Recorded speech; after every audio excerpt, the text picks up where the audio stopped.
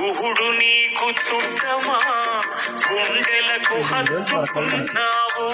చవరి నీకు తోబుట్టువా, ఎంగిలి పళ్ళను తిన్నావు.